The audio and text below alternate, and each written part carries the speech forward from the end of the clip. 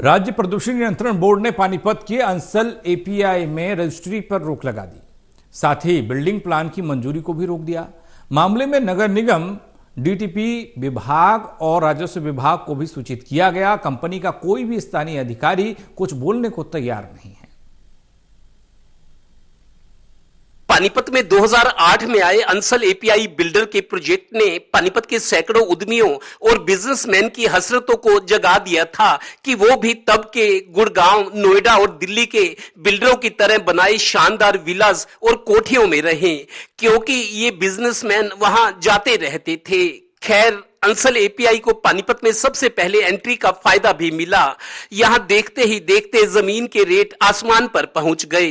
पर अब हालात ये हैं कि राज्य प्रदूषण नियंत्रण बोर्ड ने परमिशन टू ऑपरेट, एसटीपी और एनवायरमेंटल क्लीयरेंस ना लेने के कारण अंसल एपीआई को क्लोजर ऑर्डर थमा दिया है। यानी ना तो अब पानीपत के अंसल एपीआई में अभी रजिस्ट्री हो सकेगी और ना ही बिल्डिंग प्लान को मंजूरी मिलेगी। जो हमारा 15 करोड़ रुपया हमारा जो हमने बिजली की सिक्योरिटी के रूप में दिया, या हमारी सिक्योरिटी इनके पास एडवांस में थी, हमारे ना तो कम्युनिटी सेंटर आज तक क्लियर हुआ, ना हमारा सब स्टेशन हुआ। हमारी एक पावर के लिए अलग फीडर आना था, उसके 50 लाख रुपए दे दिए गए, 50 लाख रुपए बाकी रह गए।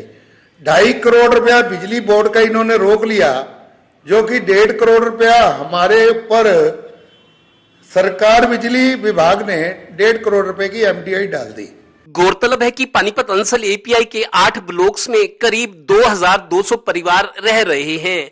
इसके अलावा बीपीएल और ईडब्ल्यूएस ब्लॉक में भी 400 परिवार। अब रजिस्ट्रियां रुक जाने और मकान न बनने से यहां के रेट भी निश्चित तौर पर नीचे गिरेंगे।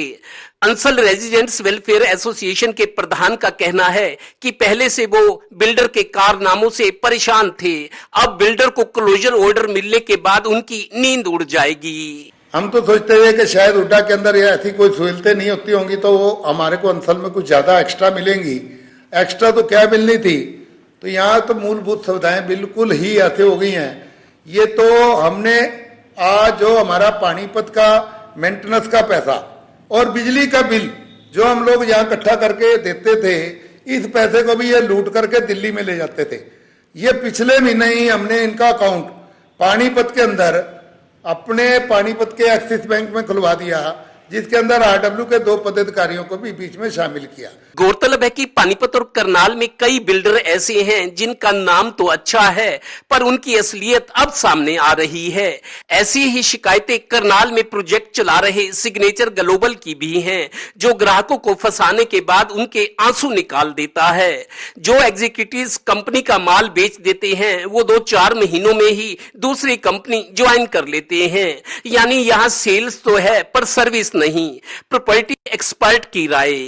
सरकार ने इसमें क्या किया कि एक सिस्टम तो बना दिया कि 5 एकड़ से आप ऊपर बनाकर लाइसेंस लेके आप इसको बेच सकते हैं, लेकिन इसका बेचने का रेट कहीं भी निर्धारित नहीं है। 3 से 4 करोड़ रुपए एकड़ में जगह लेकर 8 से 10,000 रुपए गज की जगह लेकर 40 से 50,000, 60,000 रुपए तक बेची जा रही है। यानी लगातार वायलेशंस होने पर सरकारी एजेंसियां भी अब अंसल एपीआई के खिलाफ सख्त रुख अपना रही हैं। अब सवाल ये है कि जिन लोगों ने अंसल में पैसा लगाया हुआ है या जिनके सौदे मैच्योर होने हैं, उनका क्या होगा? कंपनी के हेडक्वार्टर पर सरकार ने अपने अधिकारी बिठा दिए हैं। पानीपत अंसल एपीआई के एक पूर्व अधिकारी ने नाम न छापने के अनुरोध पर बताया कि कंपनी का काम अब खत्म समझो, हालात ही ऐसे हैं। ऐसे में अंसल में कोठियों में रह रहे अमीरों और प्रॉपर्टी डीलर्स की नींद तो उड़ी ही हुई है। इसीलिए भाई एचएसवीपी के सेक्टर्स में उतनी मेंटेनेंसेस ना सही, पर प्राइवेट बिल्डर जैसा काम तो नहीं है ना। इस घटना के बाद बाकी प्राइवेट बिल्डर्स की छवि भी खराब होगी। Birds of feather flock together, यानी है तो भाई भाई।